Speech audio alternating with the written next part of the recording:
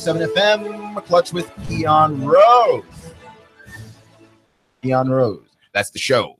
Nooga Radio, that's the station, noogaradio.com. That is our website. Our phone number is 423-800-8949. That's 800-8949 for those of you who want to hit us up on the phone line. So here's my deal with everything that happened today. Because I came in and I was going to talk about tennis. I was going to talk about Wimbledon for just a little bit because an amazing thing happened, which is that Venus Williams and Roger Federer found their way into the men's and women's Wimbledon final, respectively. And that is an impressive feat given the age of both players. Roger Federer is 35, Venus Williams is 37, and they are the oldest people in both categories to do what it is that they are doing. And then we realize, like, oh, the greatness of Venus Williams has just been overshadowed by her sister, who is basically Michael Jordan, her out of probably many more major titles that she could have had. Here's my issue, though, today. I came in fully prepared to talk about that. There's some really interesting things happening with Big 12 media days, which I don't really want to get too far into, but just some funny stuff that happened. A funny thing happened on the way to the market. The Washington Redskins have failed to pay their franchise quarterback and now have their franchise quarterback potentially for simply one more season. For simply one more season. And, you know, it stinks. It stinks. Now, I want you to indulge me for just a little bit because we're coming closer and closer to football season, and I have been working my butt off to make sure that I've got every informational thing that I need on the SEC and what this upcoming season in the SEC is going to look like, in large part because I have no staff. I am one man. And so I'm trying to get all of those bases covered. We will talk a lot of college football, but I would like you to indulge me today because I am a Redskins fan. Okay, I started watching sports in Washington, D.C., and unfortunately, on bad sports franchises. That's all that I acquired from my time living there. That had I waited to become a sports fan a mere 2 or 3 years, the sports teams that I would have rooted for would have been the Dallas Cowboys and the San Antonio Spurs. Instead, I didn't wait, and now I'm stuck. I'm stuck with the Wizards. I'm stuck with the Redskins, and I'm just stuck. And I'm stuck with the Nationals, who are good but have no bullpen. I'm just stuck. So when I heard today that the Redskins, who accidented themselves into having a starting caliber quarterback in the NFL, a place where it's very hard to find that they accidentally found that, and then for the third year running now have failed to pay that guy any reasonable amount of money. I was livid. I was upset today. This is the angriest I've ever been. I should not be this angry at my football team in July. It's July. They haven't played any games yet, right? No one's ahead in the division. No one's behind in the division. Everybody's 0-0. I shouldn't feel this way in July. And yet I feel this way in July. Right? When you have a bad owner, when the owner of your sports franchise is terrible, it trickles down. You've seen this in every business, right? When the CEO is bad, when the president of the company is bad, everything is bad from the top to the bottom. If the person up top is malleable and likes to change, you'll have a company that's malleable and good at changing. If you have a CEO, a president, whomever, that doesn't like change, that can't adapt with the times, your company dies.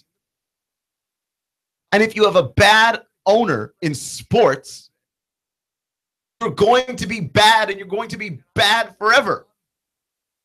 Right? We see it with the Knicks. The Knicks have James Dolan, and the Knicks will be terrible as long as their owner is James Dolan. The Redskins have Dan Snyder, and they will be bad as long as their owner is Dan Snyder, because that group of chuckleheads somehow found a way to botch up a contract negotiation on which they had the inside track and will probably not have a quarterback at the end of next season. And what would be more hilarious is if the Redskins somehow made the playoffs. Just somehow made the playoffs. Then you really have to pay the guy now. You really have to pay him or you lose him. And they'll probably lose him, right? Because they kept offering him these insultingly low contract numbers for the longest time. And to me, when you look at what it is to be a quarterback in the NFL and the going rate for a quarterback in the NFL, every new guy that gets re-signed is the highest paid quarterback, right? Now it's Derek Carr. Before Derek Carr, it was Matthew Stafford. Before Matthew Stafford, it was Joe Flacco. Every time a quarterback gets paid, they become the highest paid quarterback in the NFL. That's because the value of the position keeps rising, right? Like the salary cap is not rising that high. The salary cap in the NFL does increase, but it doesn't increase in leaps and bounds the way that you see it does in the NFL. So the fact that people keep giving more and more of their cap space to a quarterback tells you it's valuable to have one of those guys. And not the Redskins. Not the Redskins. No. Not really. There's no way. There's no way that they get this wrong, except they got it wrong. They got it wrong. Kirk Cousins bet on himself 2 times in a row. The Redskins bet against him 2 times in a row, and he won those bets. And so now Kirk Cousins is looking at himself, looking at free agency ahead and going, what if I bet on myself again? Because I've been winning. What if I bet on myself again? The Redskins botched this. And it's crazy because people on Twitter for months now have been telling me, hey, I think the Redskins are going to screw this thing up. And I said, no, there's no way. There's no way. Call me July 17th at 4 p.m. They're going to get it done. They have to get it done. They have to know what's at stake here. And apparently, they did finally offer enough money. Apparently, the Redskins offered $29 million, right? They offered a 2-year, $53 million deal, which, of course, doesn't have the job security. It doesn't have the length of time that Kirk Cousins wants. Kirk wants a 5 to 6 year deal. The Redskins offered a 2. $29 million the first year, and then I think 27 in year 2, something along those lines of guaranteed money. The issue is it's a little bit too late. You still haven't offered the job security in terms of length of time, a longer contract. You're not going to get it. And he feels like he can get that on the open market next year. So even when the Redskins match the yearly price that he wants, they lowball him in the number of years that they're committed to him. And you can't do that in the modern NFL if you want to win. If you want a quarterback and you want to pay a guy that other teams would also pay for, you can't lowball them in years and you can't lowball them of price. You just can't. Right? Like the Ravens are attached at the hip to Joe Flacco. And for better or worse, like I know that Joe Flacco is not as good as what the Ravens are paying him. But the Ravens decided it was better to have Joe Flacco, who won a Super Bowl with them, than to struggle to find the next guy. You prioritize quarterback and try and figure the rest of the stuff out. Because you can do it the other way, but you've got to get really lucky, right? Like Dallas did it the other way. Dallas built everything around, but they built it around Romo. Romo gets injured. They luck into Prescott, right? Seattle did it. Seattle figured everything out, built it around Matt Lynn of all people, and lucked into Russell Wilson. Like everybody that builds all the other stuff first and finds their quarterback lucks into their quarterback. Like you don't necessarily get the quarterback first. If you get the quarterback first, you lock him up. You lock him up. How is this not obvious, right? It's obvious to everyone but the Washington Redskins. That front office consisting of 3 sock puppets and Bruce Allen, who could not manage a football team if his life depended on it.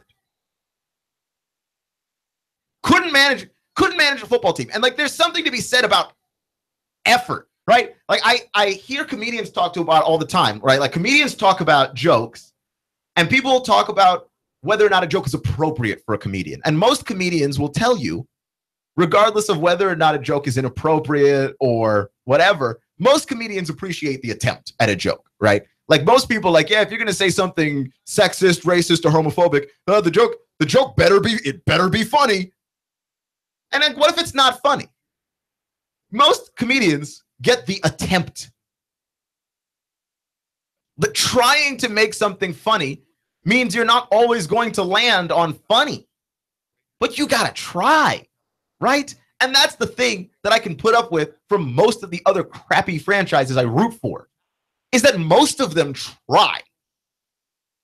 Most of them put some kind of attempt into building their team. Now, they may not do it well, right? Like the Wizards are going to be perpetually stuck in NBA no man's land, good enough to make the playoffs, not anywhere near good enough to compete for a title. But they tried. They tried to build a team, and this is what we came up with, right? It's not great. It doesn't feel good, but they tried. You can't say that they didn't try. I can honestly tell you that the Washington Redskins did not try. They didn't try. And how is that possible? It's, if you chose between the more competitive leagues, which league is more competitive? Major League Baseball, the NFL, or the NBA? The NBA is the more competitive league. You've got to try in that league. Because even the teams that are trying stink. The Jaguars are trying. They are. They're not good. Right? The Bears are just unadulterated foolishness is happening in Chicago, but the Bears are trying and they're not good. Like what on earth does that dope Bruce Allen and the rest of the knuckleheads in the front office, what on earth do they think is going to happen if they don't try? Like, hasn't that team spent enough time at the bottom of the division where you want to go back for another 10 years?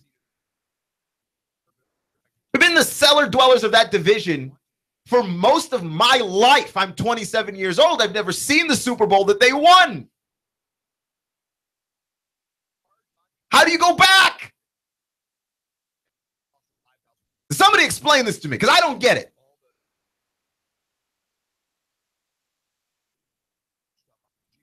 Somebody explain this to me. Like, I lost my mind today. I really have lost my mind because the Redskins are good at making you feel horrible in the summer.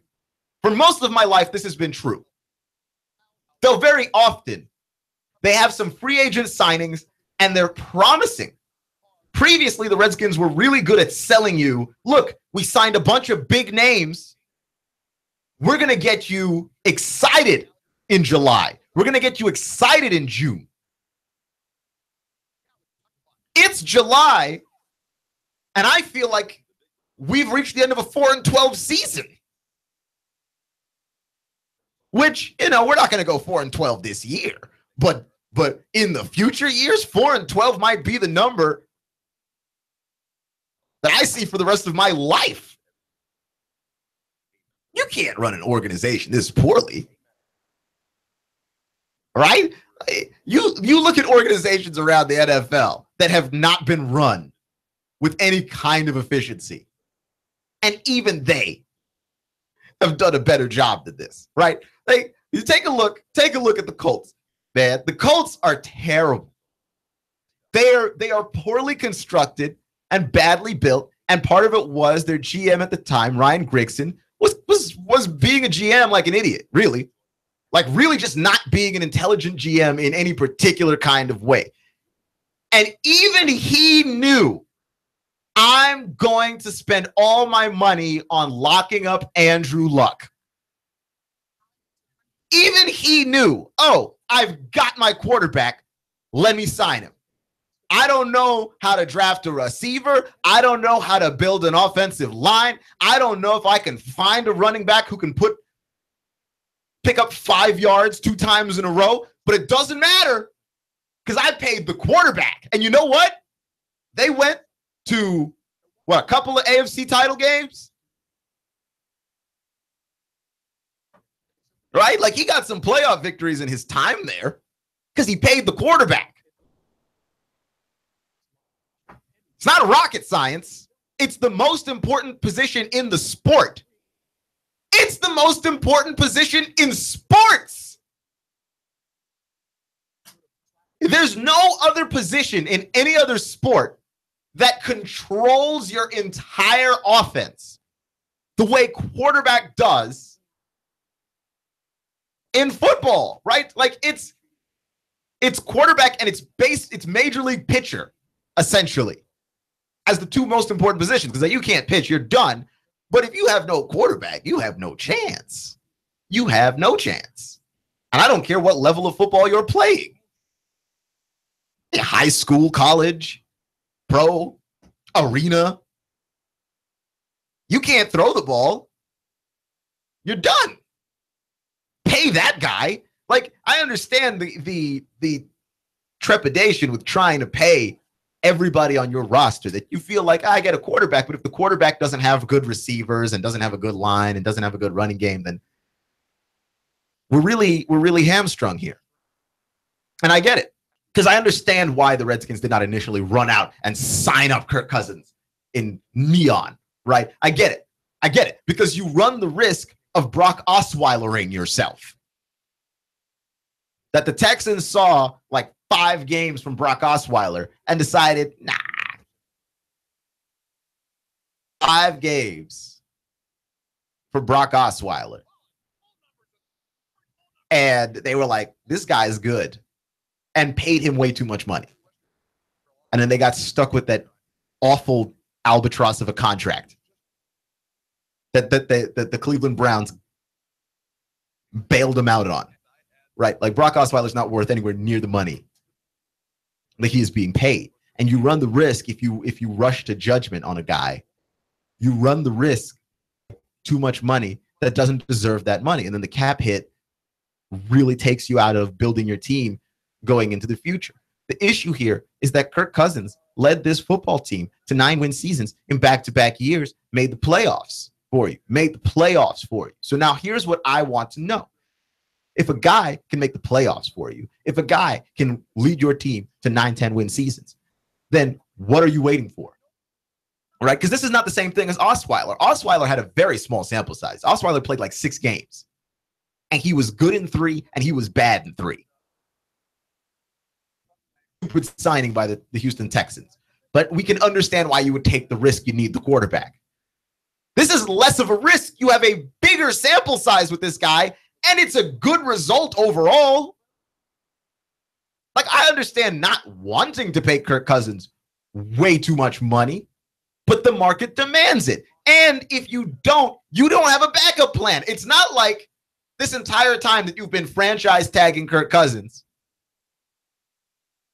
It's not like this entire time you've been drafting quarterbacks and bringing in free agent quarterbacks. And look, I like Colt McCoy as their backup. I really do like Colt McCoy. I like Colt McCoy a lot. I'm a Texas Longhorn fan. That's what I started watching college football. Colt McCoy is one of my favorite football players ever. That was a fun time when Colt McCoy was the quarterback of the Texas Longhorns, but Colt McCoy in the NFL has not produced anywhere near the same results. So no, you cannot rely on Colt McCoy. When they drafted Nate Sudfeld, really? Your replacement plan for Kirk Cousins, who's won you a bunch of games and gotten you to the playoffs. Your replacement plan is Nate Sudfeld. That's the replacement plan. Okay. If you were going to lowball the guy, and if you weren't sure that he was the answer, where's your backup plan? Right? Like, if you're not sure something's going to work, don't you have a backup plan? Where's your backup plan? Clutch with Keon Rose on AM 1240 and 92.7 FM. Look, I'm going to drop it. I'm not going to talk about the Redskins for the rest of the show. Thank you for letting me get that off my chest. I have to get it off my chest. This is awful. Today is the angriest day of my year. of my calendar year so far, and I don't know how we're going to top it. I don't know how we're going to top it. I have no idea. Awful franchise. Just awful.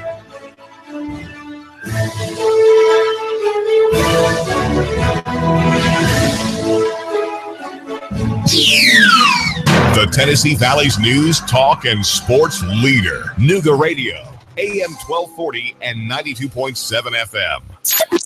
3, 2, 1. Chattanooga Radio, AM 1240 and 92.7 FM's news now. A woman's body was found shot to death in Renaissance Park in downtown Chattanooga after multiple reports of gunshots in the downtown area. Police scoured the region trying to find where the victim was. Eventually, she was found shot to death on a pier in Renaissance Park. Now the hunt is on for the gunman. A truck and a young boy were stolen from a Circle K in Chattanooga. The owner of the truck said that he went inside the gas station to pay for his gas, and when he came back out, his blue truck was stolen. His young son was in the back seat. The car was recovered an hour later with the child inside and unharmed on Shepherd Road. Yet another motorcyclist hit by a car in Chattanooga, this time on Highway 58 right in front of the Family Dollar. Happened at about 9:30 p.m. Sunday night. A veteran of the Gulf War was killed in a house fire in Chattanooga. His name was Thomas Frazier. His son escaped through a bedroom window. Firefighters investigating the cause of the fire. Russell Stroud, Nooga Radio News, now. In-depth traffic, news, and information. Mornings on Nooga Radio, AM 1240 and 92.7 FM. Expect fair skies to continue through your nighttime. Overnight low 68 to 70. Now for your Tuesday, lots of sunshine. Can't rule out a spotty shower, but looking mainly dry for the next several days. Heating up, highs of around 90, even hotter for the midweek with highs into the lower 90s. Tired of the pressures and hassles of car shopping? Come see why more people are making the short drive to Jackson Chevrolet Buick GMC in Lafayette or online at jacksongm.com. That's Jackson Chevy Buick GMC in Lafayette. And I'm 1412 Chief Meteorologist Patrick Orr on Nooga Radio AM 1240 and 92.7 FM. Hi, this is Eric Pelton. Taxes, accounting, business advice. I've got a neat brochure, 12 ways to improve your business profits. Come on by for a free consultation and we'll give you a copy. EJ Pelton Company, 332-3339. I have the best steak selection in town. Name of the business is Don's Meat Shop, and I'm Donnie Raines. Just ask for Donnie. I make over 20 different types of sausages. Most of them are great for grilling. We have the best selection, best quality. We have the hard-to-find items. Don's Meat Shop. The Tennessee Valley's news, talk, and sports leader. Nooga Radio, AM 1240 and 92.7 FM. I'm blowing everything up. We're starting over. I'm doing a new show. I want guys who push it to the middle of the table and go over the top. Take a risk, fail miserably. I'm right, and I'm not wrong, and I'll never back down. Conflict works. Allow it. It's The Herd with Colin Cowherd. Right here and everywhere. Noon Eastern. The Tennessee Valley's news, talk, and sports leader. Nooga Radio, AM 1240 and 92.7 FM.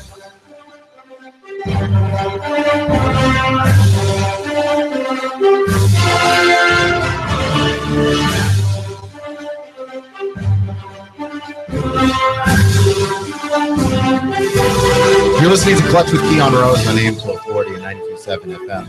I'm done with the Redskins for today. I might be done with the Redskins for the rest of my life, but at least today, you won't have to hear any more about it. I'm going to get to the story that I would have talked about were it not for the foolishness of the franchise that I root for, which is Wimbledon.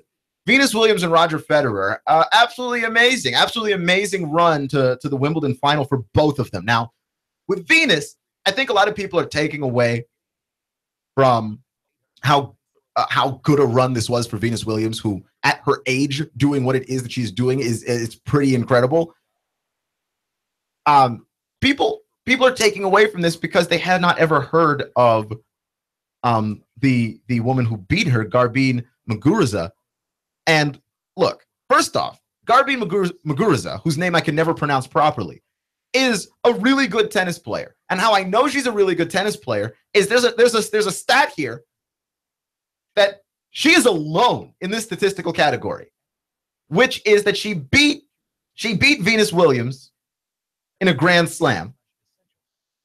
And she is the first player to beat both Venus and Serena. She's beaten Serena in a Grand Slam before. And I actually remember watching, I believe it was the French Open a few years ago, if I'm not mistaken.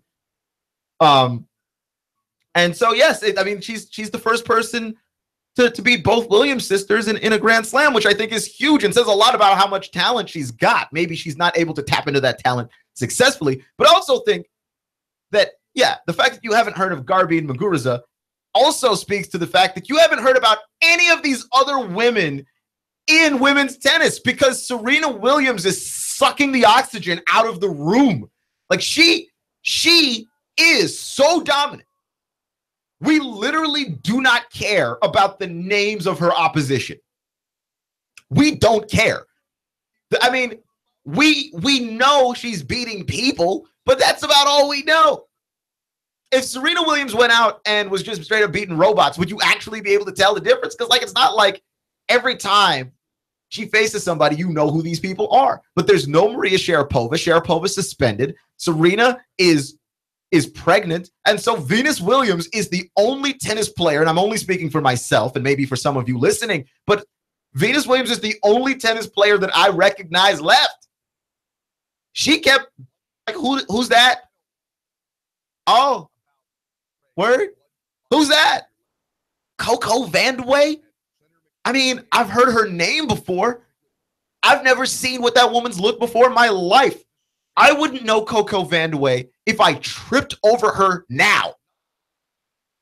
I mean, I'd look at her and probably figure she's some kind of athlete, but that's all I would know. That's all I would be able to know. I wouldn't know Coco Vandeweghe from any other person that plays tennis on this earth. For any person on this earth, for that matter. Because you hear the name Coco Vandeweghe. What nationality are you supposed to guess that is? I don't know. I have no idea. Sure, she's a very good tennis player. Yeah. You know why? Because I watch a lot of women's tennis, but I only watch the matches with Serena in it. I don't watch any of these other ones, and I don't really care who it is that she's beating. Like, Serena impresses me on a very, very profound level of watching tennis, because I've just never seen anybody play with that level of speed and power. You know, I'm too young for, you know, Martina Hingis and Martina Navratilova. I hear about their greatness, but I never got to really see it. So I'm too young for all of that stuff. The Williams sisters, to me, that's the tennis that I know. That's the tennis that I know. And so, yeah, all the women's tennis players, no disrespect to y'all, but Serena has made your existence irrelevant. And so I think that if anybody is winning right now in women's tennis, it's Venus Williams, who's going to have a chance to go on some runs while her sister is gone. And it's everybody else. Like, we might be able to learn some of these other people's names now. But I'm still very impressed by Venus's overall run, even if the final wound up being, you know, not at all watchable. Beaten by Muguruza in straight sets. Right? In that final set, she lost 6-0, which has never happened to her. She lost 7-5. The first one was competitive and close, and then she lost 6-0.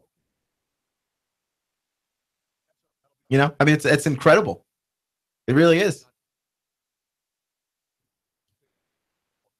But we don't know any of these people because Serena made sure that we didn't know. Clipped with Keon Rose on AM 1240 and 92.7 FM. And in the men's final, Roger Federer, aging like wine, apparently. And you know, there's been a lot of debate between Roger Federer and Rafael Nadal, and who's the better player? Is Roger Federer the greatest player of all time? And a lot of people will take away from Roger Federer that he just lost to Rafael Nadal so much, and will put Rafael Nadal over Federer because of the record. Right? I think it's a 25-14 is Federer, or is Nadal over Federer in their head-to-head matchups, I believe. And so, like, yeah, you lose to a guy that often. But very often, Federer was losing to Nadal in the French Open. And in the French Open, it's clay. And we know that clay is not Roger Federer's best surface. But Nadal is great on clay. Like, Nadal is the greatest clay court tennis player of all time. That's not even up for debate. I think Roger Federer is greater than Nadal is, but I think a lot of it has to do with the fact that, yeah, Nadal was like, I'm going to stomp you out on the surface that I'm good at. And there wasn't a whole lot that Roger could do. Like, imagine how many more majors Roger Federer could have won were it not for Rafael Nadal on clay. Now, I also think another reason why I think Federer is greater is the longevity of Federer. I don't know that Nadal is going to be able to win very many more majors. I think Federer could win possibly one or two more, provided that they are on a surface that he likes. And now that Novak Djokovic is injured, I think that Rafael Nadal reminds me a lot of Dwayne Wade in the NBA. In the NBA, Dwayne Wade has, to me, the greatest 2 to 3 year run of any shooting guard not named Michael Jordan. And it was a short run, but he was incredible. But the way that Dwayne Wade played, stress on his body, especially his knees, I don't think that that's something that he was able to keep up long term. And I see the same thing with Nadal. Like, the way that Nadal plays and the intensity that Nadal plays with, it's not possible, I don't think, for him to continue to be injury-free. And so Nadal's had the knees bothering him and the ankles bothering him. And, Federer's style ages better. It ages better. And for me, longevity does play a part in greatness. Like, you can't just be like, well, that guy was only great because he played for 5 more years. Okay. And longevity and health, that's a skill. Availability is an ability. So no, I'm not going to take it away from you that you were able to play more years better. That's a skill too, right? Like, LeBron James is going to pass up Michael Jordan in darn near every statistical category out there. And in large part because he's playing more. He's going to have a longer career than Jordan's career. And I'm not going to take it away from him that he's healthier. No, I can't. That's an ability. That's a skill. That's a skill. So I'm not going to take it away from Federer that his game allowed him to play longer. That's going to mean that overall he is the greater player. And he beat in straight sets Marko Silic. I hope I didn't mispronounce his name too. So there's a lot of these names that are not American names that I have not. Boy, I struggle. Like, I might need to get the pronunciation dictionary and just have someone on YouTube, I guess, just read the pronunciations of some of these names so that I don't butcher them as badly as I do.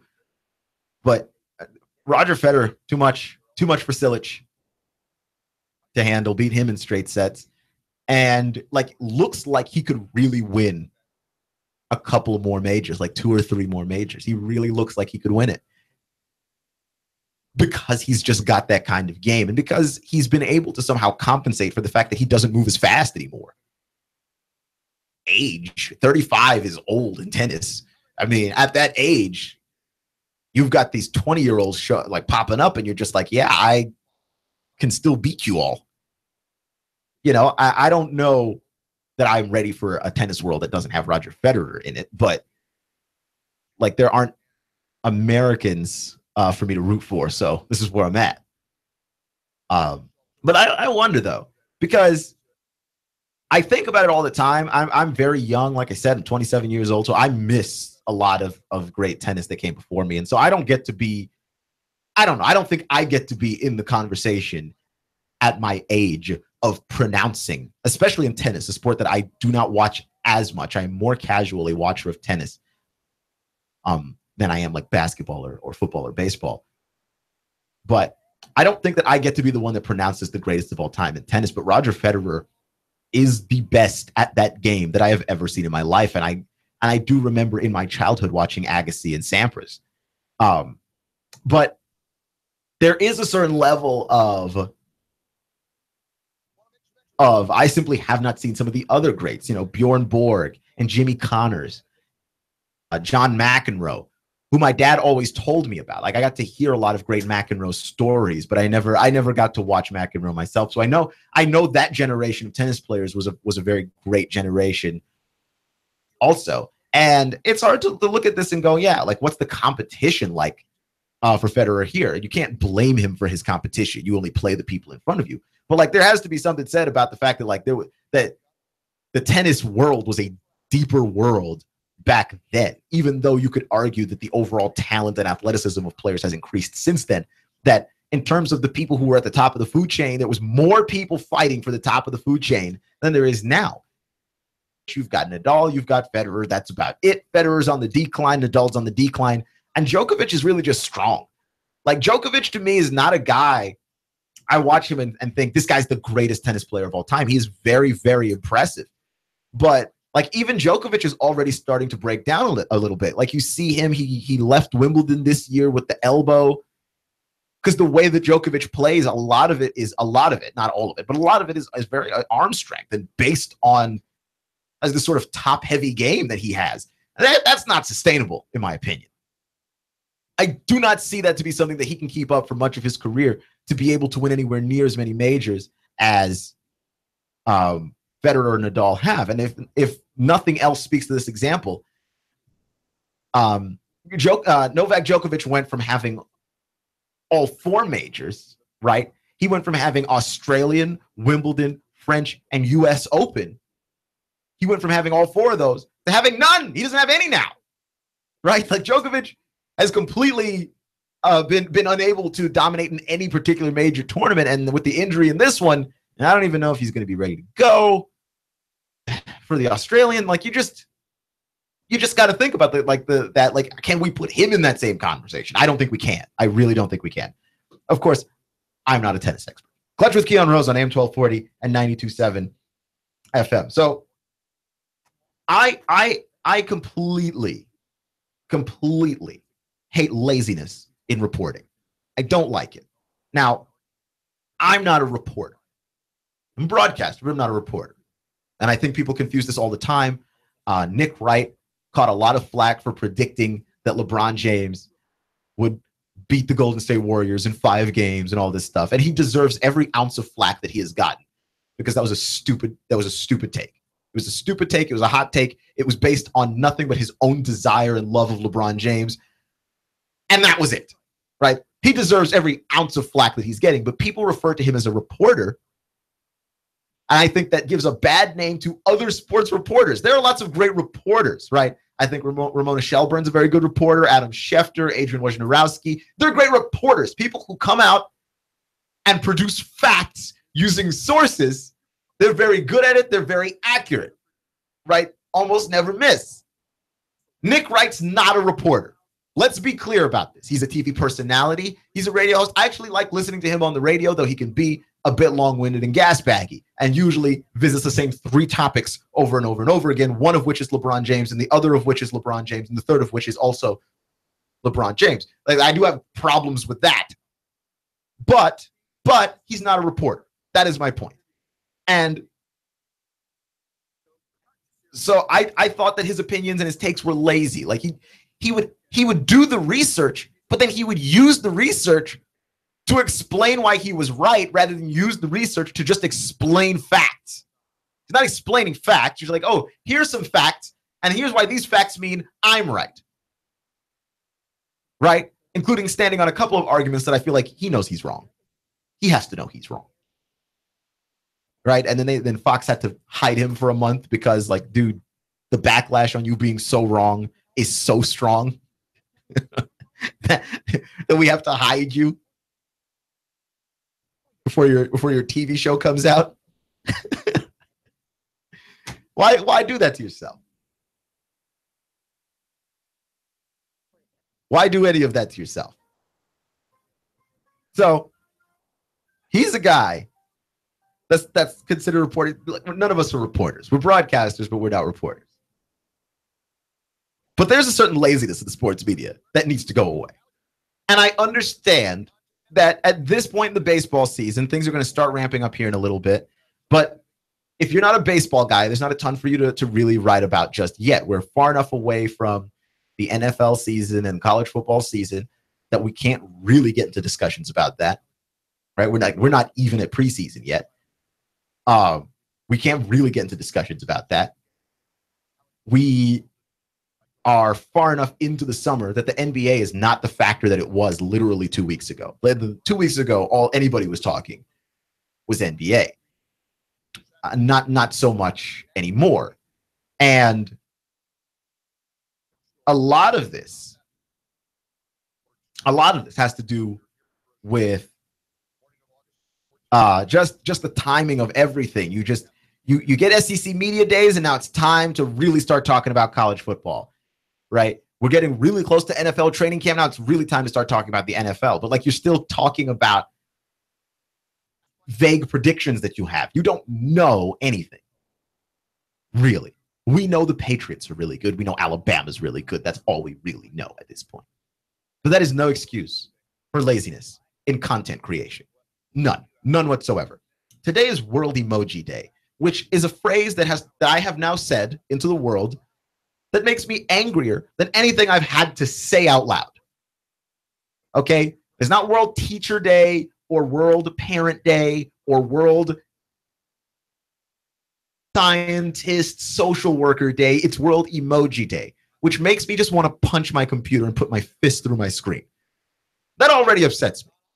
But the fact that there's been a number of sports articles written and a number of sports-related tweets involving emojis is the silliest thing that I've ever seen. And the only thing sillier than that is the fact that yesterday, Game of Thrones began its 7th season, right? It's a very popular TV show on HBO. If somehow you have not heard of it, you must be living underneath a rock.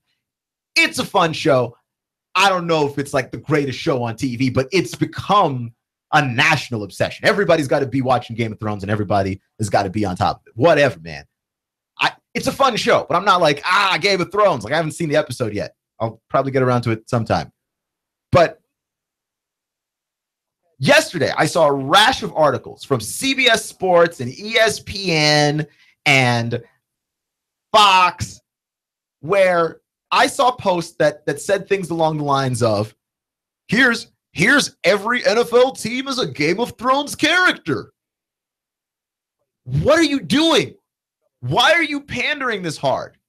Why can't you try harder at your job and find real stuff to write about? Real anything to write about. Like, I know you're bored. I know the offseason is long. I know that it takes forever. And you're tired of hearing that the NFL season is coming. I get it. But I don't care. It's your job to come up with stuff to talk about. And that's the laziest stuff to talk about that you could possibly have come up with. Every NFL team has a Game of Thrones character.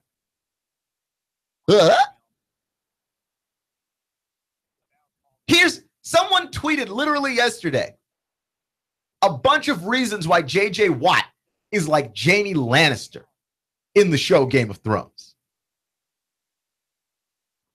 And it was stupid and superficial, and in the show, Jaime Lannister's character is known as the Kingslayer, so they call J.J. Watt the QB Slayer, and they were like, yeah, QB Slayer equals Kingslayer. And I was like, stop it. Okay, we're talking about a TV show where one of the characters has an incestuous relationship with his sister, and that's Jaime Lannister. We don't want to compare J.J. Watt to that character. We do not. Why would you want to? Why would you want to? Explain to me how much sense that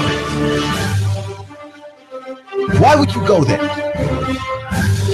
The foolishness is off the charts. Write better stuff. It's your job. Watch with Keon Rose on AM 1240 and 92.7 FM. Hi, this is Eric Pelton. Taxes, accounting, business advice. I've got a neat brochure, 12 ways to improve your business profits. Come on by for a free consultation and we'll give you a copy. EJ Pelton Company, 332-3339. The Homeschool Expo is just ahead. It's the biggest education event of the year. It's going to be Saturday, July 21st and 22nd. There's going to be dozens of workshops. There's going to be 70 exhibitors. There's going to be math, writing, software, books, colleges, history, free personal advice. You name it, we've got it. Go to cstea.org to learn more. That's csthea.org.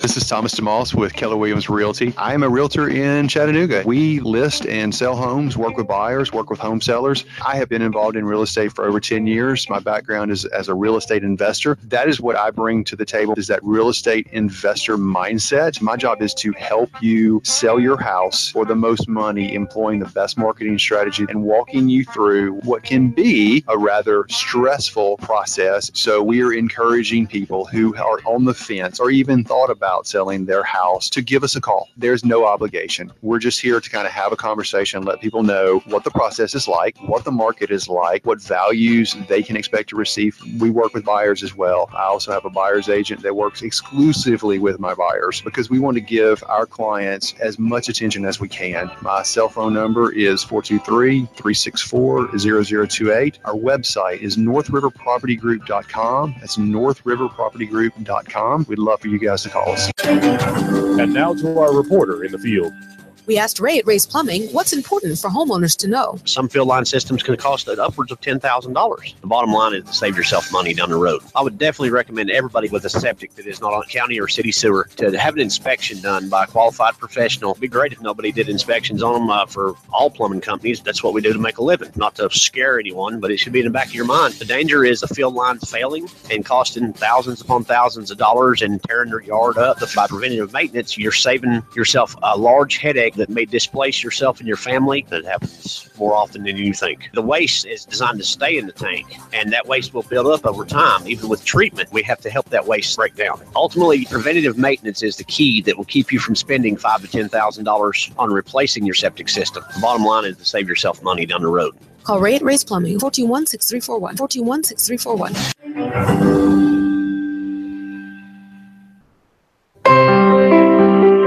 Are you looking for a gospel-oriented, covenantal, family-friendly Reformed church? Dayton Reformed Presbyterian Church is a body of Christ-centered believers gathering for worship on the Lord's Day from around southeastern Tennessee. Our congregation is reformational in its outlook. It has a traditional worship service regulated by the Word of God. Prayer, singing the Psalms, reading God's holy Word, teaching, preaching the Bible, the administration of the sacrament. Dayton Reformed Pres, committed to the authority of the Bible as the inerrant, infallible Word of God. As Westminster Confession of Faith directs every Christian, we aim to glorify God and enjoy Him forever. As a Reformed church, our purpose is teaching and preaching the gospel, making and training disciples of Jesus Christ, taking dominion for our Lord's sake by applying God's holy and perfect law to every area of life. We would be honored to have you join us for worship. Dayton Reformed Presbyterian, this Sunday morning at 11 at Dayton Community Chapel, 184 Mulberry Avenue, Dayton. Click DaytonRPC.org. Click DaytonRPC.org.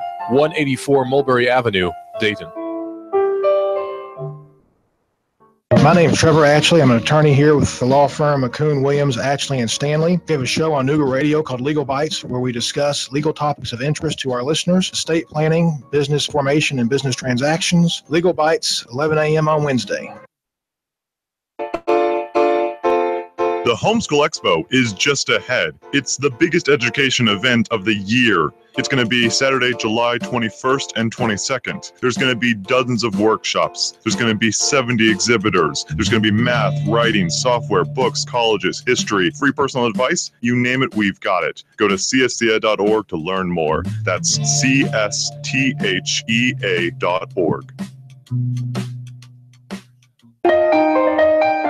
Jim and the folks at Chattanooga Paint and Decorating know color. They can help you find a cheerful hue for the girls' room, a calming neutral for the kitchen. They can even help you find the right stain and seal for that faded back deck. Jennifer, the interior designer at Chattanooga Paint and Decorating, is ready to listen and provide expert advice. Sure, she can help you find the perfect color for your space, adding beauty and value to your home, but she can also help you plan your project so that you get exactly what you need on your first trip without wasting time or money. Tom, the products expert at Chattanooga Paint and Decorating, knows coatings. He can teach you how to protect your home, your biggest investment. Ready to get started?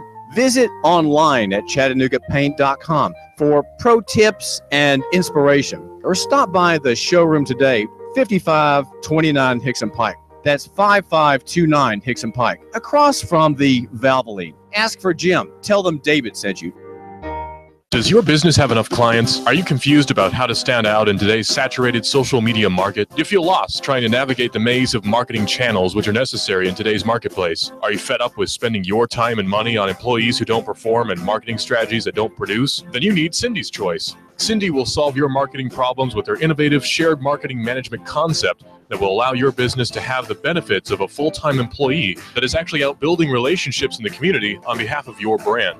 Cindy's low monthly rate includes advertising, employee management, public relations, and creative marketing strategies that produce. Cindy can bring this all to you at a rate lower than most advertising campaigns and for much less than the cost of hiring a marketing employee. Cindy's Choice is your trusted source, and Cindy will manage it all for you. Hi, I'm Cindy. I focus on the prospects so you can focus on the projects. Call me at 423-661-4445. That's 423-661-4445. So you can become Cindy's Choice. Nooga Radio, AM 1240 and 92.7 FM knows your opinion is important. So call 800-8949. Agree or disagree? Call 423-800-8949. 800-8949. Nooga Radio, AM 1240, 92.7 FM, and 95.3 HD4. News, talk, sports. Nooga Radio.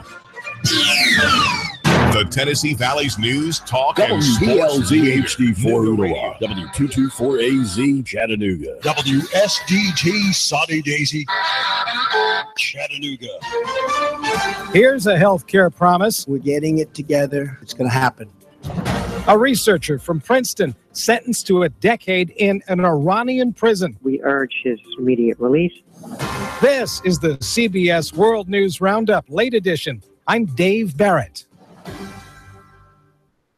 On hold, a vote on a health care package in the Senate, but the push for it continues. The White House insists the effort to pass a health care bill isn't in peril. Press Secretary Sean Spicer says Mr. Trump's agenda is still on track. We're going to get this done. We'll go move on. We'll do tax reform. We're going to do infrastructure. Spicer leaves the timing to the Senate's Republican leader. There's no one better than Mitch McConnell when it comes to knowing how and when to make a bill successful in the Senate. Underscoring how he needs every single vote he can get, McConnell is deferring action on a health care bill until Senator John McCain recovers from surgery to remove a blood clot. And the president was on that during today's Made in America event at the White House. We hope John McCain gets better very soon because we miss him. He's a crusty voice in Washington. Plus, we need his vote. How to tweak NAFTA. CBS's Steve Dorsey says that's on the administration's front burner. The U.S. Trade Representative's office says it wants NAFTA to make it easier for the U.S. to export food and agriculture products. It also wants the free trade deal to cover duty-free digital trade, like software, music, videos, and ebooks. The U.S. also wants NAFTA to better protect intellectual property. Shohei Wong could be imprisoned in Iran for a while. He's a Chinese American. He's a grad student from Princeton, found guilty of sending confidential material abroad. CBS's Jim Taylor. The reaction at Princeton? It's gut-wrenching. Very, very difficult for him and his family, for his colleagues, for myself as his advisor. History professor Stephen Kotkin says Shohei Wong is innocent of any espionage charges. He says when they set out, they knew this project could be dangerous. There are complexities in studying these regions, but you go there as a researcher to carry out genuine scholarly research. Now he says they're hoping to appeal a 10-year sentence. Jim Taylor, CBS News. We need more computer programmers and others who have specialized skills, says the Department of Homeland Security, which will allow an additional 15,000 H-2B visas to be issued to get more workers into this country. Congress had already allocated 66,000 visas for this program. Thursday marks 6 months for Donald Trump's administration, and there is still polarization. Democrats hate Donald Trump. Republicans love Donald Trump, and nothing is going to move them off of that mark. Monmouth University pollster Patrick Murray makes that point with these numbers. 41% say that it's time for him to be impeached and compelled to leave office, while 53% disagree. Closed down 8 points. NASDAQ rose nearly 2. S&P down a fraction. Now this. Hi, I'm Jay Farner, CEO of Quicken Loans. Every day people ask me, Jay, did I miss out? Have the rates gone up? The answer is no. Rates are still low, and it's a perfect time to refinance your home, especially if your mortgage rate is higher than 4.25%. If you'd like to lower your interest rate and save thousands of dollars in interest without starting over on a new 30-year loan, a Quicken Loans Yorgage is what you're looking for. With our exclusive Yorgage, you can choose a term that works best for you, anywhere from 8 to 30 years. The rate today on an 8-year Yorgage is 3.25%, APR 3.75%. For 7 years in a row now, J.D. Power has ranked Quicken Loans highest in the nation for customer satisfaction for primary mortgage origination. And for the 3rd year in a row, they've also ranked us highest in the nation for mortgage servicing. Call us today at 800-QUICKEN or go to QuickenLoans.com. That's 800-QUICKEN. For J.D. Power award information, visit jdpower.com. Call for cost information and conditions. Equal housing lender. Licensed in all 50 states. NMLSConsumerAccess.org, number 3030. Still questions surrounding the weekend police shooting of an Australian woman, a yoga teacher, in Minneapolis. Cops had responded to a 911 call regarding an assault. Justine Damoun was killed in an alley behind her house. Her fiancé told reporters, "The death of Justine is a loss to everyone who knew her. She touched so many people with her loving and generous heart." The police officers' body cameras were not turned on. The patrol car camera did not capture the incident.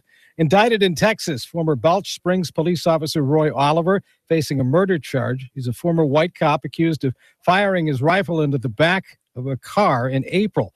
A black teenager, Jordan Edwards, had been at a party and was leaving. He was shot dead. Faith Johnson is the DA in Dallas County. I support our police officers, but I think our good police officers would stand with us. 3, 2, 1. Chattanooga Radio, AM 1240 and 92.7 FM's news now. A woman's body was found shot to death in Renaissance Park in downtown Chattanooga after multiple reports of gunshots in the downtown area. Police scoured the region trying to find where the victim was. Eventually, she was found shot to death on a pier in Renaissance Park. Now the hunt is on for the gunman. A truck and a young boy were stolen from a Circle K in Chattanooga. The owner of the truck said that he went inside the gas station to pay for his gas, and when he came back out, his blue truck was stolen. His young son was in the back seat. The car was recovered an hour later with the child inside and unharmed on Shepherd Road. Yet another motorcyclist hit by a car in Chattanooga, this time on Highway 58 right in front of the Family Dollar. Happened at about 9:30 p.m. Sunday night. A veteran of the Gulf War was killed in a house fire in Chattanooga. His name was Thomas Frazier. His son escaped through a bedroom window. Firefighters investigating the cause of the fire. Russell Stroud, Nooga Radio News, now. In-depth traffic, news, and information. Mornings on Nooga Radio, AM 1240 and 92.7 FM. Expect fair skies to continue through your nighttime. Overnight lows 68 to 70. Now for your Tuesday, lots of sunshine. Can't rule out a spotty shower, but looking mainly dry for the next several days. Heating up, highs of around 90, even hotter for the midweek with highs into the lower 90s. Tired of the pressures and hassles of car shopping? Come see why more people are making the short drive to Jackson Chevrolet Buick GMC in Lafayette or online at jacksongm.com. That's Jackson Chevy Buick GMC in Lafayette. And I'm Source 12 Chief Meteorologist Patrick Orr on Nooga Radio AM 1240 and 92.7 FM. He stole out so much cash, such a huge mountain of cash, that he's become a national star. Rick Davis. You know the story. Cash, cash, cash, and more cash. People can't believe it. They want to see it. And now Rick Davis has a new TV show. National TV, USA and Canada. He's got the gold and silver, diamonds and rings. You get dizzy just thinking about it. Rick's selling. Rick's buying. Cash, cash, cash, and more cash. And now a mountain of cash catching the Hollywood spotlight. You know where it is. Brainerd Road. Rick Davis, Gold and Diamonds. Cash, cash, cash, and national TV cash. That's really big. Everyone wants to see it. Money flying out the door. Rick Davis is America's jeweler. It's better than Hollywood. It's right here. Cash, cash, cash, and more cash. Rick Davis, Gold and Diamonds. Brainerd Road. You love me. You really love me.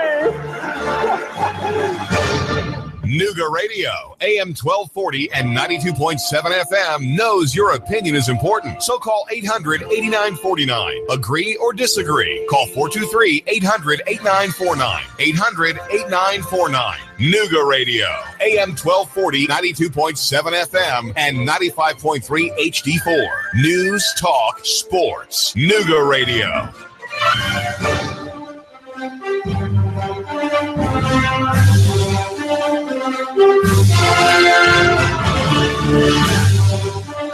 Hello, Chattanooga. You're listening to AM 1240 and 92.7 FM. Plus with Keon Rose is the show. Nooga Radio is the station. NoogaRadio.com is the website. Our phone number is 423-800-8949. That's 800-8949. And it's a pretty loaded sports day, but I got very much hung up on the Washington Redskins because that's the team that I root for, and their foolishness in not signing Kirk Cousins to any particular kind of long-term deal. They released a statement essentially smearing Kirk Cousins and making it seem as though Kirk was the one that messed up, even though we all know that they're the ones that goofed. They offered him $29 million, $53 million deal total. So $29 million in the first year, around $19 million in the second year. And Kirk didn't sign it, obviously, because he wanted a long-term deal. There's nothing guaranteed in that deal beyond 2 years. He wanted a long-term deal. They offered him 20. He's guaranteed 24. So there's no reason for him to sign anything that he doesn't want to sign. And by the way, next year, when we reach NFL free agency next year, like you thought NBA free agency was this bad. We were obsessing over the whereabouts of Gordon Hayward. You thought this was bad? Wait till we get to NFL free agency next year. Kirk Cousins is going to be all the news stories that there are. All of them. He's going to break the market for quarterback, by the way, because everyone's going to wind up in a bidding war for Kirk Cousins. Right? Everyone's going to wind up in a bidding war for Kirk Cousins. The Bears overpaid for Mike Glennon. What do you think they're going to pay for Kirk? Like, we actually think Kirk might be good. We all know Mike Glennon's not good. No, we think he might be good. But we don't know he's going to be good. Right? The Bears paid 3 years, $45 million for Mike Glennon. That's $20 million a year guaranteed for Mike Glennon. Right? I mean, that's Mike Glennon. I'm sorry. That's way too much money for Mike Glennon. What do you think they're going to pay for Kirk? Yeah, that guy's about to break the free agent market. He's about to write his own paycheck.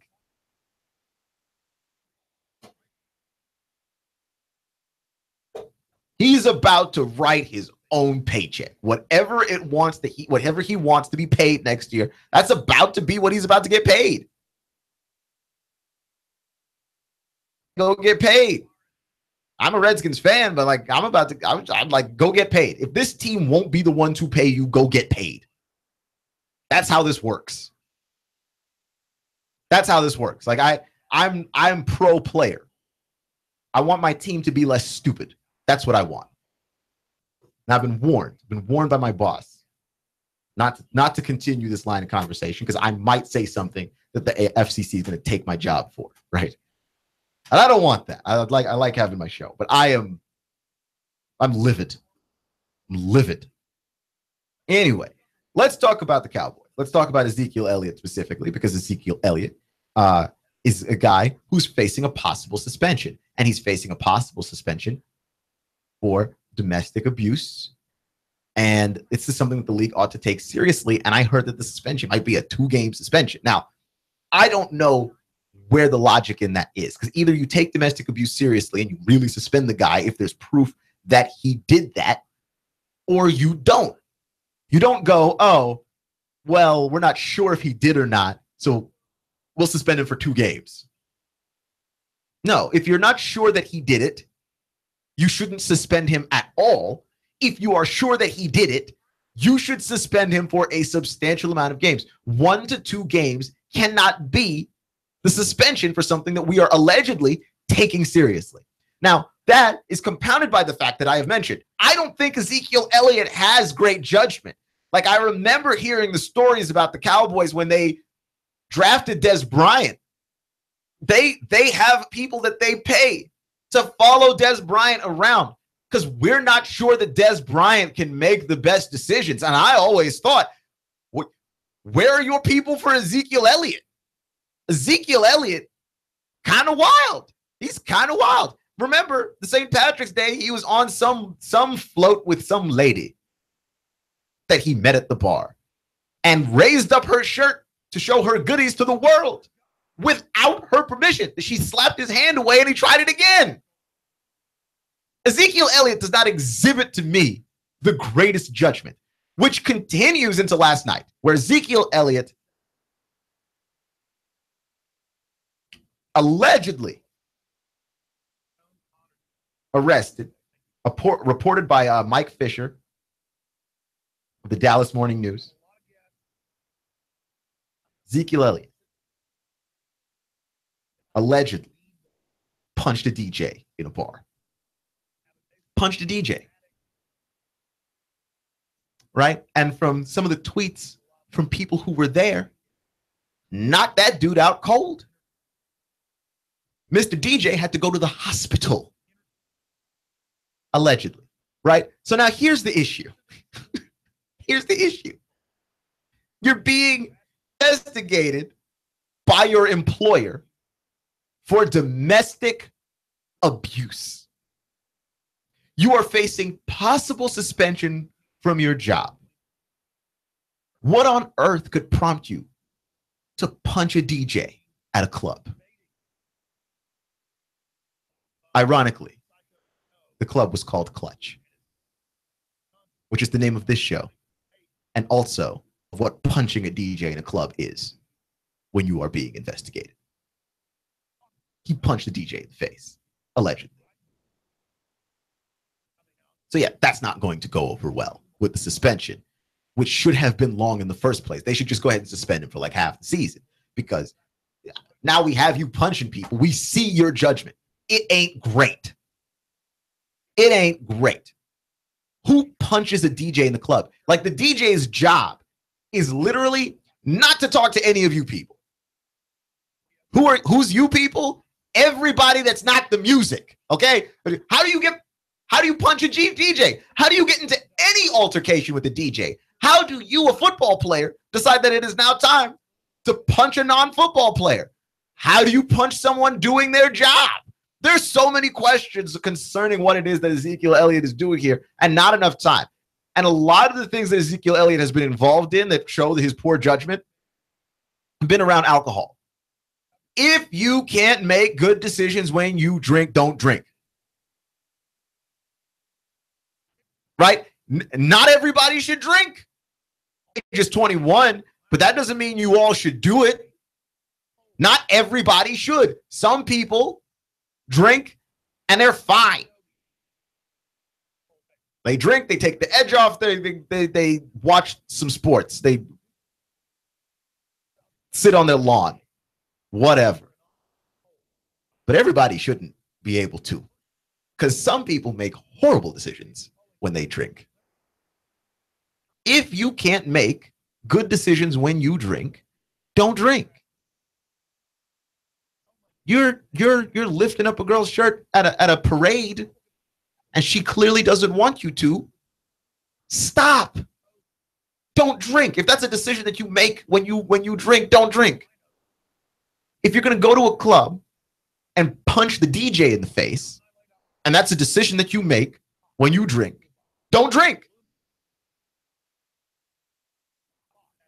Right? Like, Ezekiel Elliott has got a series of problems that he needs to handle. And part of it is his horrifying decision making. Now, here's the thing. You could trust Ezekiel Elliott, who is young and has lots of money, to figure this out himself, but you probably can't. Or you could do it for him. I think the Dallas Cowboys should do it for him. I think they should do it for him. Get that same group of people, the posse, as I like to call them, that followed Dez Bryant around and make sure that Dez didn't do the craziest stuff. And make sure you follow Zeke around. Make sure Ezekiel Elliott does not do anything that pops into his head, because it's probably wrong. Right? Just keep the man out of trouble. Because that's insane to me. Here we have a guy, he's playing in a market that already provides a very big stage. Dallas provides a big stage. That is allegedly America's team.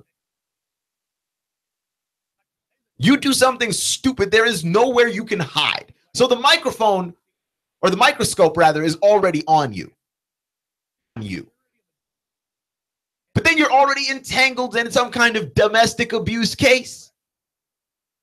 So the microscope involving you and your decision making, that's already on you.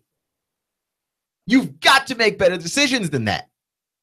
Nah, Ezekiel Elliott punched a DJ in the club in the face. And I don't know what to say. Except you're a knucklehead. Right? Like Ezekiel Elliott could legitimately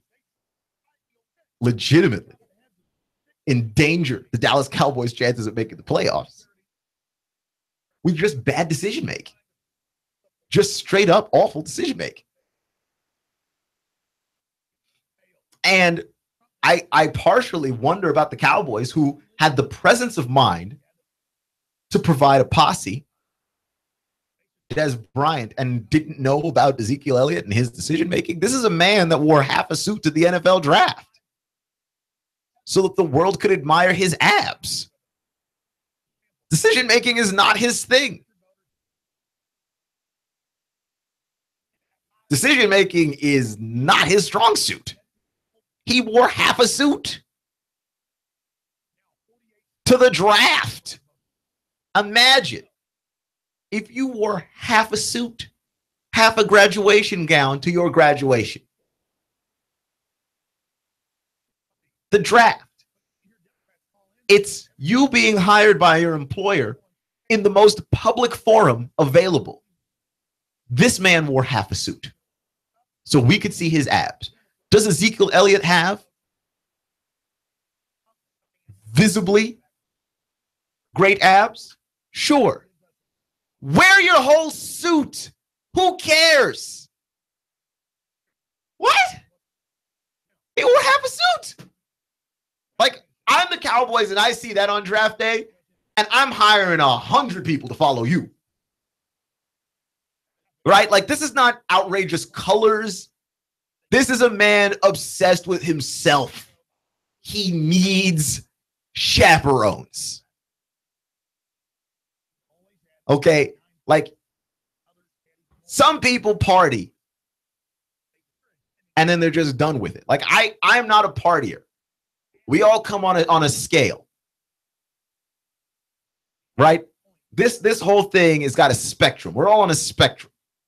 You've got the people who like to party, and you got the people who don't like to party. I'm one of the people who doesn't like to party. I stay home. I read books. I play games. I watch sports. I don't like to go outside. And you have people who do like to party. They're very social. They enjoy spending time with other people. They like meeting strangers. You know, they like to have a good time. Bar hop. Go to parties, etc. And I don't have any problem with those people, mostly because when I am not partying and they are partying, we don't ever cross paths. It's great. It's great. But there are people beyond simply like to party on this spectrum, right? The people who like to party can just party and be done with it, right? And then there are people who party like they will never get to party again. Like it's the last party they're ever going to get to go to.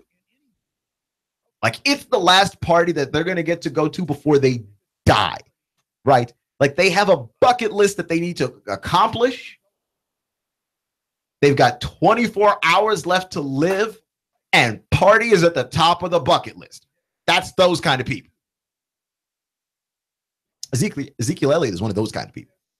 And one of those kinds of people don't have the best judgment. They do things that are absolutely insane to the rest of us. The people who like to party don't understand person who's trying to party like it's the last party person. Especially if that person is a football player. They're famous. They live in Dallas. They play on the most popular football team in America. That football team is really good.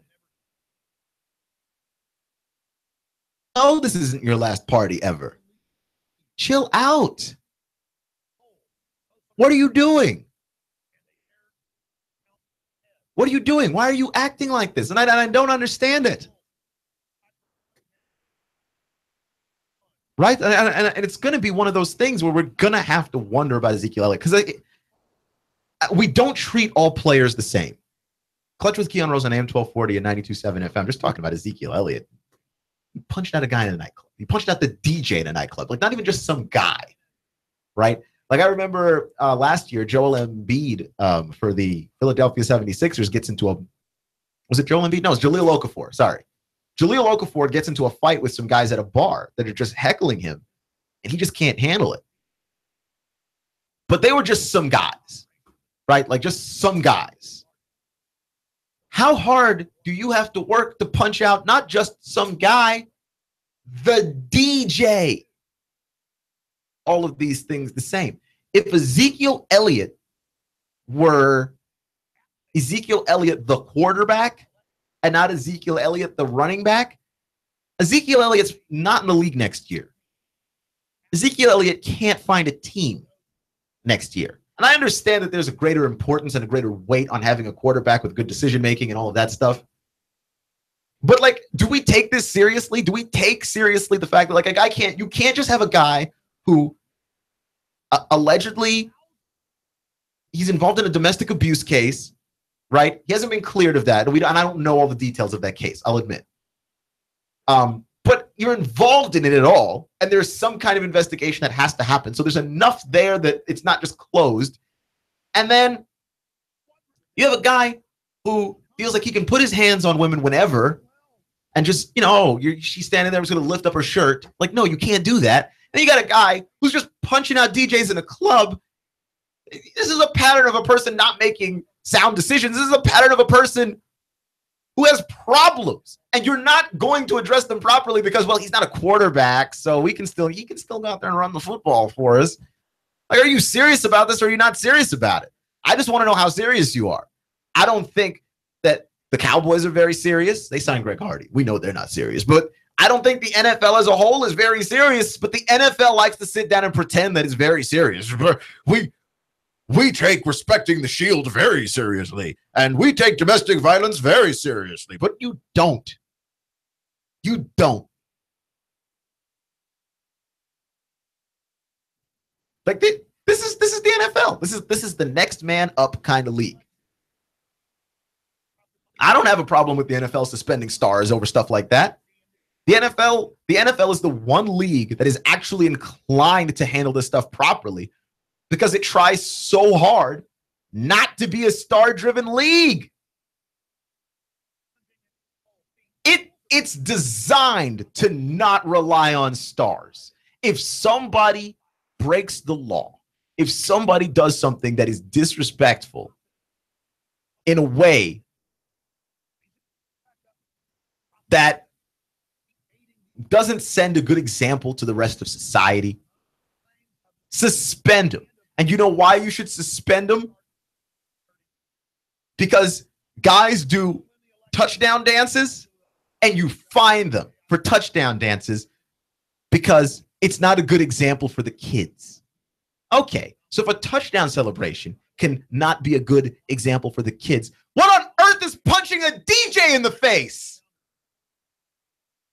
What is that? Right? Like, if you're talking about, here's something that we're going to do because it's not a good example for the kids. Antonio Brown can't catch a football and twerk, which admittedly is a weird thing to do. But he's from Miami. There's lots of weird things that come out of Miami. But admittedly, it's a weird thing to do. If Antonio Brown can't catch a football and twerk because that's a bad example for the kids, what on earth is punching a DJ in the face? Am I wrong? I don't think I'm wrong. What on earth is that? Because I know it's not a city on a hill example. You're already straight as a league. And for me, punishing stars is the place where you do that. And the NFL is the best place to punish stars. Because you don't like them anyway. You try and get rid of stars as soon as humanly possible. You're trying to make everybody in the NFL faceless. Right? We talk about next man up in the NFL. So why won't you suspend people that make stupid mistakes? Clutch with Keon Rose on AM 1240 and 92.7 FM. NewsRadio.com. The Tennessee Valley's news, talk, and sports leader. Nooga Radio, AM 1240 and 92.7 FM. 3, 2, 1. Chattanooga Radio, AM 1240 and 92.7 FM's news. Now, a woman's body was found shot to death in Renaissance Park in downtown Chattanooga. Multiple reports of gunshots in the downtown area. Police scoured the region trying to find where the victim was. Eventually, she was found shot to death on a pier in Renaissance Park. Now the hunt is on for the gunman. A truck and a young boy were stolen from a Circle K in Chattanooga. The owner of the truck said that he went inside the gas station to pay for his gas, and when he came back out, his blue truck was stolen. His young son was in the back seat. The car was recovered an hour later with the child inside and unharmed on Shepherd Road. Yet another motorcyclist hit by a car in Chattanooga, this time on Highway 58 right in front of the Family Dollar. Happened at about 9:30 p.m. Sunday night. A veteran of the Gulf War was killed in a house fire in Chattanooga. His name was Thomas Frazier. His son escaped through a bedroom window. Firefighters investigating the cause of the fire. Russell Stroud, Nooga Radio News, now. In-depth traffic, news, and information. Mornings on Nooga Radio, AM 1240 and 92.7 FM. Expect fair skies to continue through your nighttime. Overnight low 68 to 70.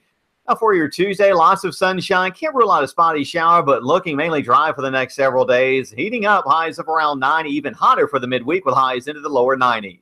Tired of the pressures and hassles of car shopping? Come see why more people are making the short drive to Jackson Chevrolet Buick GMC in Lafayette or online at jacksongm.com. That's Jackson Chevy Buick GMC in Lafayette. And I'm 1412 Chief Meteorologist Patrick Orr on Nooga Radio AM 1240 and 92.7 FM. Hi, this is Eric Pelton. Taxes, accounting, business advice. I've got a neat brochure, 12 ways to improve your business profits. Come on by for a free consultation and we'll give you a copy. E.J. Pelton Company, 332-3339. I have the best steak selection in town. Name of the business is Don's Meat Shop, and I'm Donnie Raines. Just ask for Donnie. I make over 20 different types of sausages. Most of them are great for grilling. We have the best selection, best quality. We have the hard-to-find items. Don's Meat Shop. The Tennessee Valley's news, talk, and sports leader. Nooga Radio, AM 1240 and 92.7 FM. I'm blowing everything up. We're starting over. I'm doing a new show. I want guys who push it to the middle of the table and go over the top. Take a risk, fail miserably. I'm right, and I'm not wrong, and I'll never back down. Conflict works. Allow it. It's The Herd with Colin Cowherd. Right here and everywhere. Noon Eastern. The Tennessee Valley's news, talk, and sports leader. Nooga Radio, AM 1240 and 92.7 FM.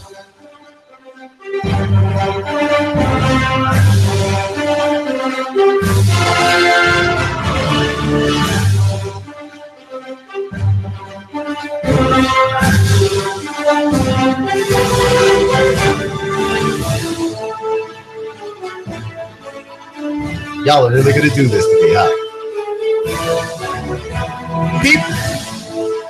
Y'all really going to try and put me in a position to defend LeVar Ball? I never imagined I'd be in a position to defend LeVar Ball.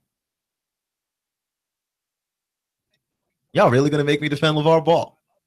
Let me do this so that I can have some kind of karmic justice.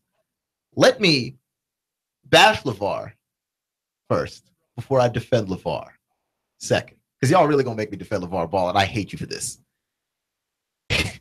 Let's start with the bashing, right? Lonzo Ball has decided that he's not going to wear the Big Baller brand shoes. And in fact, this is wearing every brand of shoe that's not the Big Baller brand. He wore the James Harden shoe. He wore the Steph Curry shoe. He wore the Kevin Durant shoe. He wore the Kobe shoe. He's about to wear the Jordan shoe. And first off, this is the most loserific conversation to ever have. What shoe is Lonzo wearing? And every day, someone, and I didn't talk about it on this show, right? Notice when I talk Summer League stuff about Lonzo, I talked about how Lonzo played. I don't care about his shoes, okay? This is part of the greater ploy here, though, because I feel like LeVar Ball wanted to get Nike or whomever to buy his brand for $1 billion or whatever it is. And everybody's like, no, you're not worth $1 billion. You might be one day. You're not worth $1 billion now. And we can't prove that you're worth $1 billion later. Right? Your entire concept of this being worth $1 billion hinges entirely on the success of Lonzo. Right? So Lonzo has been wearing every shoe besides the Big Baller brand shoe. And a lot of this is that he wants to send a message to these shoe companies that, look, every time I change shoes, people want to talk about it. I can give you a marketability that nobody wants to, that nobody else has. You a marketability that no one can dream of, because every time I change shoes, it's a topic of conversation around the sporting world. Not to mention, so as I mentioned before, not to forget, the conversation around a lot of the sporting world is a bunch of lazy people writing articles about nothing, right? We got Game of Thrones articles and we got emoji articles. Who cares about what the topic of discussion around the sporting world is? There are a lot of bozos around the sporting world. That's not an argument to me that makes any sense. And if you're Nike or Adidas or Under Armour, you don't listen to that. That doesn't change you. That doesn't move you in any particular kind of way. But that's the thing there, which to me it speaks to how full of hot air LeVar Ball is. Because you realize the reason why the Big Baller brand shoe is $495 is because he has no way to distribute the shoe. There's no way to offset the cost of making the shoe. He has to eat all of that cost himself. So he prices the shoe at $495. Now he's LeVar Ball, so he's a very clever person. He would never admit that the creation of the shoe causes it to be $495. That because I don't have the same distribution that Nike has, I'm not allowed to drop the cost of the shoe. I have to put it at $495 just to get people to pay for, just to get people to pay for it in a way that I make my money back. It's hard for me to make my money back. I have to pay the people that design the shoe. I have to pay the people that makes the shoe. I have to pay the people that distributes the shoe. And all of it is me. All of it is me. Like that's tough. That's tough. But he's not spinning it that way, right? Like he's going to go out there and spin it as, well, you know, the Big Baller brand is worth $500. And he said some stuff like, you know, if you don't have $500, maybe you're just not a big baller. Like, get out of here, man. That's most people's rent. It's more than my rent. That's silly. That's just silly. But I understand the marketing aspect of it. Like, you can't just say like, nah, I'm just gonna lose money if I don't price this at $495. But don't worry. I really liked economics in college, so I see what it really is. And this is how I know LeVar Ball is full of hot air, because what he really wants is Nike and Adidas and Under Armour, one of them to pick him up so he can get their distribution. He still wants the company to be his company, but he wants them to pay for the distribution so that he can gain more money.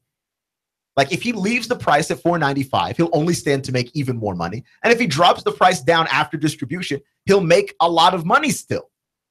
He just doesn't want to shoulder the cost of distribution himself, which is smart. But also, you're full of it. Don't rip other people for going, what, a $495 shoe? When you're the one who's full of it. When you're the one that's trying to turn a profit. Don't rip all the other people involved. That doesn't make any sense. Clutch with Keon Rose on AM 1240 and 92.7 FM. So now that I've sufficiently bashed LeVar Ball, now I'll defend LeVar Ball in a manner that I do not want to, but I don't think that he's wrong here. And I'm not a parent, so this is obviously going to be coming from a sort of place where I'm going to speak as a person who was a child once and not a person who is a parent. Which is this. LeVar Ball talked about a lot of things when he had an interview with ESPN's Jeff Goodman recently. And one of the things that he touched on was disciplining his kids. And during the article, this is one of the quotes from the article here, quote, also during the interview, LeVar talked about different types of discipline he used on his sons, including giving Lonzo a, quote, couple of hits upside the head, end quote, after he missed curfew and was pulled over by the police in high school, and using a belt or something to discipline LaMelo. Ball later clarified remarks he made during the interview, saying that he has spanked each once in their lives and that he instilled a sense of fear in which he hasn't needed to do it again. I spanked them once, LeVar said, to let them know there are repercussions at times. But my boys are respectful, and usually my voice is enough, which I can certainly understand that. And there is a video that came out recently about with LeVar Ball that he was yelling at his basketball team, the Chino Hills basketball team the AAU team that he coaches. He was yelling at these kids, and he wasn't mostly yelling at his kids. He was mostly yelling at his son, LaMelo. The team won, by the way, but LeVar did not seem interested in the fact that his team won. He was interested in the fact that his son was showboating on defense, was using his phone during times when they were talking, and was not playing consistent defense. And LeVar tore into LaMelo, right? Just absolutely ripping him apart in front of his friends. And to me, that I have a problem with ripping the kid in front of his friends, but I don't have a problem with ripping the kid.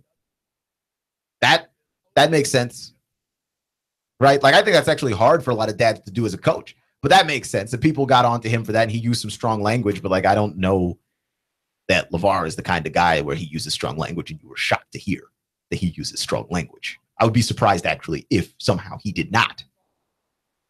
That would be the thing there that would blow my mind. What? He's clean? His language is clean? Really? LeVar? But yeah, I don't have a problem with that. But also the idea that you can spank your kids or a couple of smacks upside your kid's head, that is a form of discipline. Spanking your kids is a form of discipline, right? And we do have to draw lines between that and abuse. Okay? Every time you spank your kid, that is not abuse. Spanking children is not abuse. And I say this as a person who has never been a parent, but has been a child. And I got some epic beatings as a child. Just the fear of God was put into my heart by my parents. And I can honestly look back on it now and say they were correct. The times that my parents beat me, and my parents didn't spank me a lot. Like, I wasn't a bad kid. I was a weird kid. I was not that engaged in school. I was pretty lazy, which I think was the cause of most of my parents' grief. But I wasn't a bad kid. My parents didn't spank me tons, but boy, when they spanked me, they put it down. And I feel like I'm a better person because of it. Yes. Yes. You have to spank kids. Some of them, not all of them, and differently, right? You're not going to spank every kid the same amount. Not every child is the same child, and therefore not every child is going to be spanked in the same way. Right? Like, some kids are simply overactive, more overactive than other kids, but LeVar Ball spanking Lonzo or LiAngelo or LaMelo, like, that to me, like, that makes a bunch of sense, especially if it's, he got pulled over by the police, right? Didn't say exactly what it was that happened. Didn't say exactly what it was that prompted the pulling over by the police, but depending on what it was, that's worthy of a spanking. And of course, if it's possible that you were just being reckless and you get a speeding ticket, then yeah, your parents are going to have to pay that ticket, and yeah, you're going to be upset. I fully understand how this works. Right? Like that does. And I remember when I got my first speeding ticket, and my mom had to pay it. And I had gone off to college before. Really, Eddie, I tried to pay it online, and then the insurance went up, and my mom was livid. She was incredibly upset, and understandably so. I did try to hide that from her, and I was not near enough to get smacked, but I probably could have been smacked. I don't know. But I can understand where a parent would be frustrated with that and not want their kids to do it again. If you are a parent who spanks your kids, because you don't have to spank your kids. Like, I'm not saying you have to spank children. I'm saying if that is the method of discipline that you use, that doesn't make you an abusive parent. How could that make you an abusive parent? There is a difference between discipline and abuse. And I think that when you look at what happened with like Adrian Peterson, right? Like, he's a good example to me of a guy that he spanked his kid. And he spanked his kid so hard that he left marks on the child, and it's a small child, and he used a switch, but the marks, that I thought it was excessive. And I'm not saying that even that's abuse, because I wasn't there and I don't know, and I don't want to judge the guy. And he was cleared of those charges because it happened in Texas, and he is from Texas, and he grew up being spanked with a switch. So I some level empathize that I don't think that Adrian Peterson was going out there going, I'm going to find a way to hurt this kid, or I'm going to find an excuse to hurt this kid. I do think that he did go overboard just based on the markings that were left on the kid. I don't think you should be leaving like permanent marks on a kid that's like 4. That to me seems highly excessive. And yet disciplining your child does not make you an abusive parent. Like, that's still true, but there are lines, right? And maybe the lines might be arbitrary, but there's a difference between discipline and abuse, and you can cross the lines, and it can be both, right? Something can both be discipline and abuse. There are situations in a lot of forms of military training that are disciplinary, that there are a lot of things that they do in the military, the Marines, the Army, and so on, that could qualify as abuse, I think, in a normal situation. And I'm not going to tell the military how to run the military.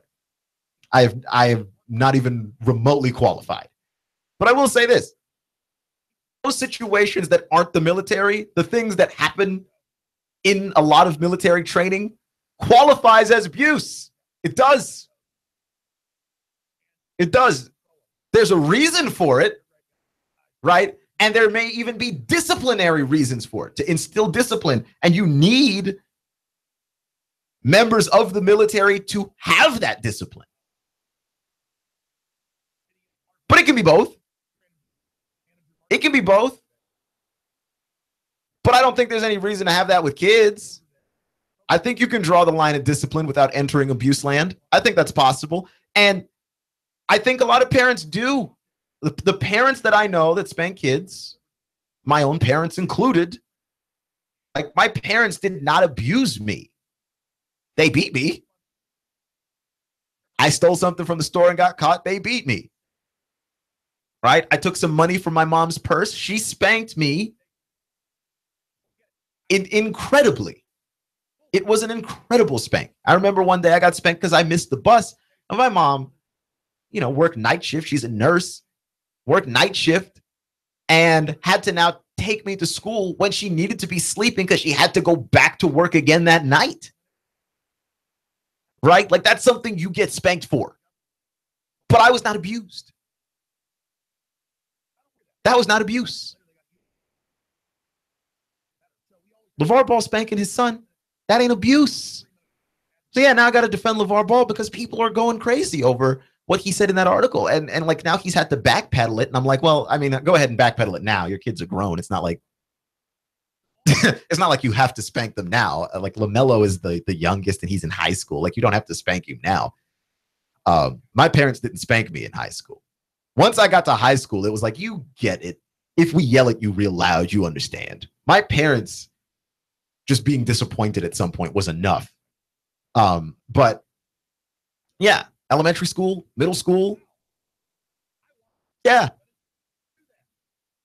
And there were a couple of times in high school, my dad went upside my head. Just gave me a smack in the head. Like, what are you doing? What are you doing? And you know, and you are not being abused. Right? I remember one time I got spanked by my parents, and I told my parents I was going to call the cops. That's what I said. I'm going to call the cops. And my dad said, do it. Do it. You know why? Because I was not being abused. You know, like that's I think that there is a certain level of discipline with kids that we have possibly lost in this country. And I don't know. I don't live in a bunch of other homes, but it's just, I see kids in the store just acting out, and parents are going, now, Michael, don't you do that. Michael, put that candy bar down. And I'm just like, I would never have dreamed of not listening to my parents on that level. Right? And like, Michael's 9 in this situation. Like, he's not a 4-year-old or a toddler. He understands English and he can say things in English back. Now, Michael, no, you can't have children walking over you like that. Right? Know the line between discipline and abuse. Discipline, but you're allowed to discipline. People just have to stop being so soft about it. Clutch with Keon Rose on AM 1240 and 92.7 FM. So, Big 12 Media Days this week. And Cliff Kingsbury is the coach of Texas Tech University. And one thing to know about Texas Tech is that Texas Tech is an air raid team. They score lots of points, right? Patrick Mahomes II came from Texas Tech. And if anything there is to know about Patrick Mahomes and that Texas Tech offense, they were capable of putting up numbers. They put up points. But also, Texas Tech lost a variety of games in which they simply could not defend people. Right? You're giving up 40, 50 points in big-time matchups. Something's wrong. You are not playing defense at an acceptable level.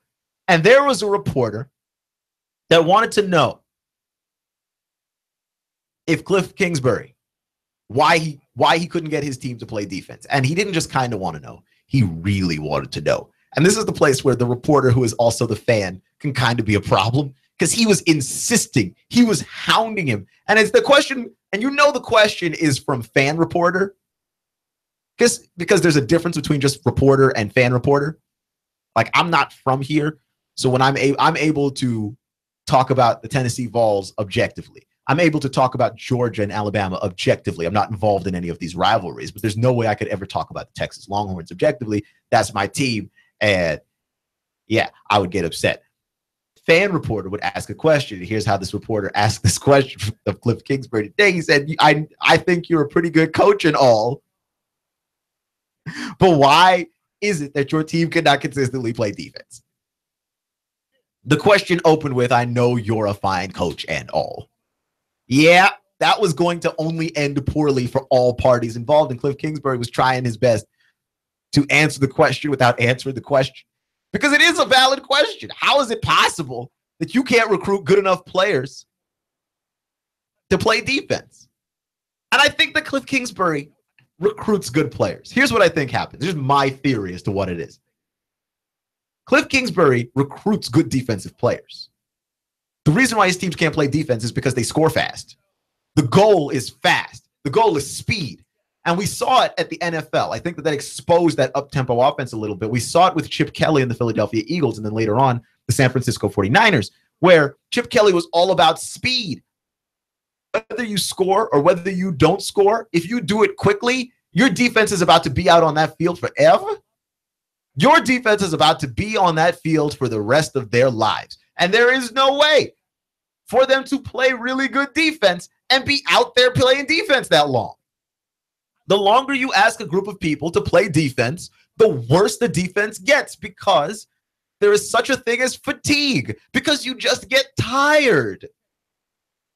The reason why the Texas Tech Red Raiders cannot play defense is because they do everything so quickly, whether they score or 3 and out, that they simply wear down. But that reporter didn't bother to think about any of those things. He just decided he was going to grill Cliff Kingsbury like he was some kind of police officer interrogating a suspect. It's weird. Clutch with Keon Rose on AM 1240 and 927. FM. You're listening to Nooga Radio at NoogaRadio.com. Remember, it's not how you start, it's how you finish. Stay clutch, and I'll see you in 24 hours. Hi, this is Eric Pelton. Taxes, accounting, business advice. I've got a neat brochure, 12 ways to improve your business profits. Come on by for a free consultation and we'll give you a copy. EJ Pelton Company, 332-3339.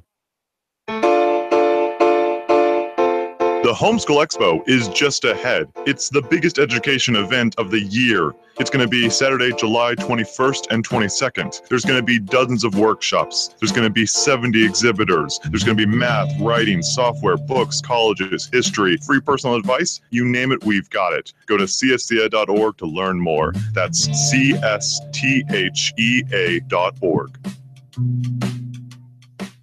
This is Thomas DeMoss with Keller Williams Realty. I am a realtor in Chattanooga. We list and sell homes, work with buyers, work with home sellers. I have been involved in real estate for over 10 years. My background is as a real estate investor. That is what I bring to the table, is that real estate investor mindset. My job is to help you sell your house for the most money, employing the best marketing strategy and walking you through what can be a rather stressful process. So we are encouraging people who are on the fence or even thought about selling their house to give us a call. There's no obligation. We're just here to kind of have a conversation, let people know what the process is like, what the market is like, what values they can expect to receive. We work with buyers as well. I also have a buyer's agent that works exclusively with my buyers because we want to give our clients as much attention as we can. My cell phone number is 423-364-0028. Our website is northriverpropertygroup.com. That's northriverpropertygroup.com. We'd love for you guys to call us. And now to our reporter,